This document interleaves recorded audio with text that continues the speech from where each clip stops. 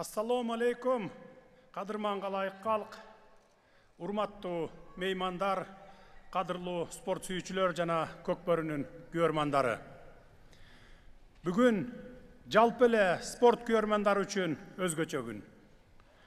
Кыргыз бермети болгон касиеттүү Ысык көлүбүздүн жээгинде бир катар өлкөлөрдүн ат жалында ойногон жигиттеринин катышуусунда көкбөрүүчүлөрдүн кыл чайнашып, намыс талашкан мыкты оюнуна күбө болгону турабыз.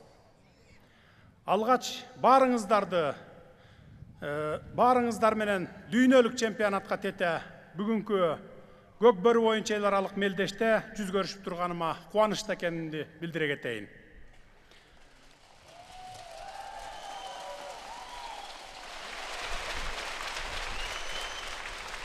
Урматтуу меймандар, кадырлуу коноктор, Аскар тоолуу көк майсаңдуу ажайып кооз кыргыз жергесине дүйнө эли суктанган Ысык көлгө кош келиңиздер.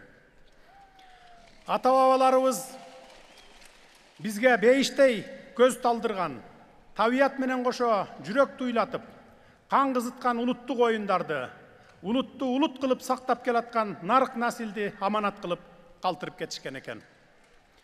Айкөл Манас бабабыз кулаалы таптап куш кылып, курама жыйып журт кылып, биримдиктин бийик үлгүсүн көрсөтүп, бир эл, бир журт болуп жашаган көп улуттун уюткусун мурастаптыр.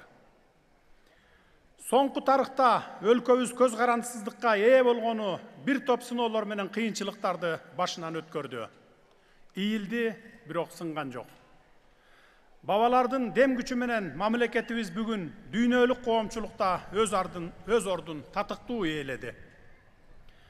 Баба наркын, ата салтын сактап келаткан муун бар үчүн Кыргызстан эгемендүүлүгүн, элдүүлүгүн, нарык насилин, улуттук каада салтын жоготпой, Көкбөрүдөй улуттук оюндарын дүйнөгө даңазалап, мынакей бүгүн дагы эл аралык ири иш-чара өткөрүүгө белсенип турабыз.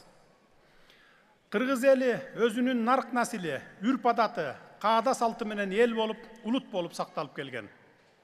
Ошондон улам улуттук оюндар урпактан урпакка өтүп, көөнөрбөс мураска айланды. Канча кылым өттү, канча муун алмашты. Бирок эзелтен бери ойнолуп келген кыргыздын улуттук оюндары бүгүнкү күндө дагы терең маанисин, таалим тарбиясын, актуалдуулугун жоготкон жок. Көпчүлүктүн жарпын жазып келген Көкбөрү дагы кыргыз элинин байыртадан ойлонуп келе жаткан улуттук оюндарынын бири. Кыргызда Көкбөрү бул эрендердин эр оюну деп жөн жеринен айтылып калган эмес. Анда карылуу жигиттер тайманбастыгын, шамдагайлыгын, эпчилдигин көрсөтүп, эл оозуна алынып, аты алайга, даңкы далайга жеткен. Кыргыз эли бүгүн да андай жигиттерден куру эмес. Чындыгында эле бул эрендердин эр оюну улакчылардан чапчаңдыкты, намыска бектикти, карандай күчтү талап кылат. Демек, Көкбөрү эрки күчтүү, эч нерседен жалтанбаган, эл жерин коргоого ар дайым даяр турган жоокерлерди өстүрүп турат. Кезинде залкар жазуучу Чыңгыз Айтматов агабыз эрендердин эр оюнун мурас калтырып кеткен ата бабаларыма кулдугум барабы деп бекер жеринен тамшанбаган чыгар. Көкбөрү оюну жүрөгүндө жалыны бар жаштарды команда менен иштөөгө, учуру келгенде чукул чечим кабыл алып берүүгө, чыдамгайлыкка, эрктүүлүккө, атуулдукка тарбиялайт. Учурдан пайдаланып, ушундай мааниси терең Көкбөрү оюнунун андан ары өнүктүрүүгө, кеңири жайылтууга салым кошуп жаткан улакчыларга, алардын машыктыруучуларына, каракылды какжарган калыстарга, улуттук спорт тармагынын жалпы кызматкерлерине жана күйөрмандарга терең ыраазычылык билдиремин. Ата бабалардан мурас катары калган дөөлөттөрдү бүгүнкү күндүн баалуулуктары менен жуурулушуп, жалпы коомчулуктарды бийик адеп ахлакка багыттоо, жаштарды дене тарбия жана спорт аркылуу сергек, алдуу күчтүү, ден соолукта болууга, бекем эркти, мүнөздү калыптандырып, турмушта кез келчү оош кыйыштарды жеңип чыгууга үйрөтүү бүгүнкү күндүн башкы талабына айланды. Ушул жагдайдын маанилүүлүгүн эске алып, кызматка киришкенимдеги биринчи жарлыгым insandын руханий адеп акылактык өнүгүүсү жана дене тарбиясы болгон эле. Улуттун саламаттыгы бүгүнкү күндө мамлекеттик саясатыбыздын артыкчылык берилген багыты болуп саналат. Күчтүү кыргызстандык уруу үчүн өлкөдө ден соолугу чың, эрки бекем, мекенчил жаштарды тарбиялоо зарыл. Көкбөрү оюну бүткүл дүйнөлүк көчмөндөр оюндарынын программасына кирип, эл аралык деңгээлдеги спорттун түрү экенин тастыктап, оюндун географиясы кеңейип, кулачын жайып бара жатат.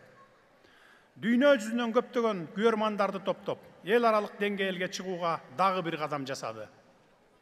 Намыс үчүн жигиттердин көзүн жайнатып, карууларын карыштырып, ооздуктарын чайнап, көбүк бүрккөн аргымактарынын алкынта ат ойноткон, намыс козгогон көкбөрү оюну бир аптадан ашык созулуп, улакчылардын кан кызыткан оюндарды эли журтубузга, бүгүнкү меймандарыбызга эстен кеткис маанай гана тартуулабастан, эл аралык ынтымакты бекемдөөгө дагы чоң салымын кошот деген ишеничтемин.